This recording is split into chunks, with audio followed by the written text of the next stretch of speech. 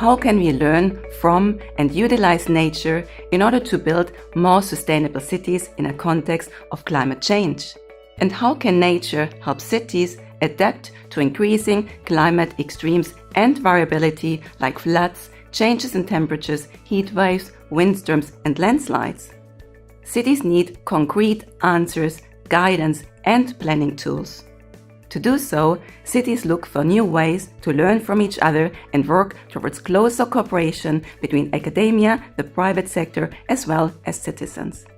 This is why we created the City-to-City Learning Lab on nature-based planning and adaptation. It's a transdisciplinary project with an approach that is very different to conventional projects.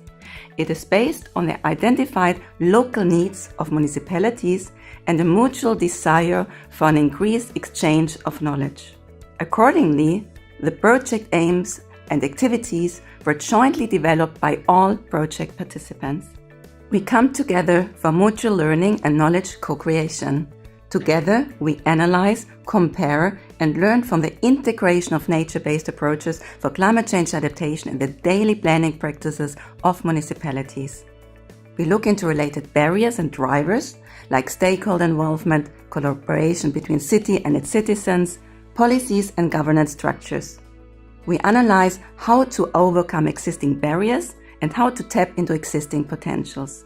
To do this, a specific activity or project in each municipality is analyzed step by step from the project idea throughout detailed planning, procurement, implementation, maintenance, and follow-up. The City-to-City Learning Lab allows us to learn from each other in an engaging process, and importantly, it creates trust that opens up for new ideas and pathways towards sustainability.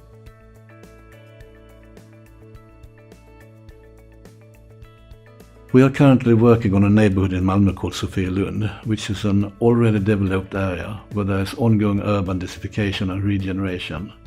This is a diverse area with rental and privately owned apartments, villas and industries. It has an ethnically mixed population and the socioeconomic level is lower than Malmö average. And in some parts of the area, crime rates are high, which is a major concern for the local inhabitants. And large part of the area is also prone to inundation from downpours. Sofielund is currently engaged in so-called BID process, and BID stands for Business Improvement District, and this collaboration approach on urban development exists in several countries. It is a partnership between the city, businesses and civil society where we are working together to improve urban development in a geographically defined area. To develop the BID process, we have formed the Association of Property Owners Sofielund, where property owners, housing associations and companies work together with Malmö City, associations and residents to develop this area.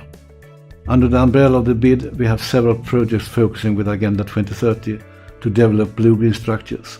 And an important focus for us is to ensure that these structures support the overall goal of the BID, Sofielund, which is to improve the well-being, security and cohesion of its inhabitants.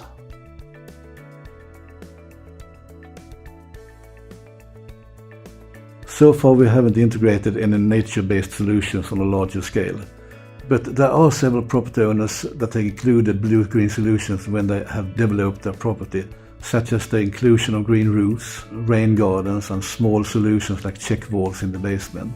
There are several challenges related to increasing the amount of blue-green solutions in an already built area, and we are therefore engaged in a stepwise process.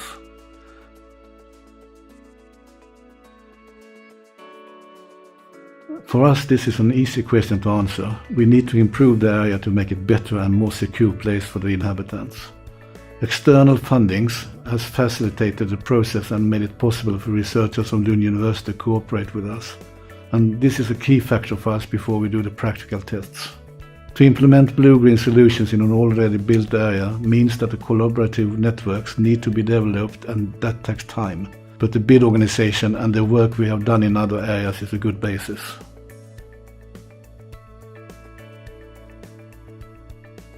There are three main barriers as far as we see it: how to integrate the work with solutions on public and private land, how to solve the financing and maintenance of such collaborative solutions on public and private land, and how to ensure that these new blue-green solutions are accepted by local inhabitants.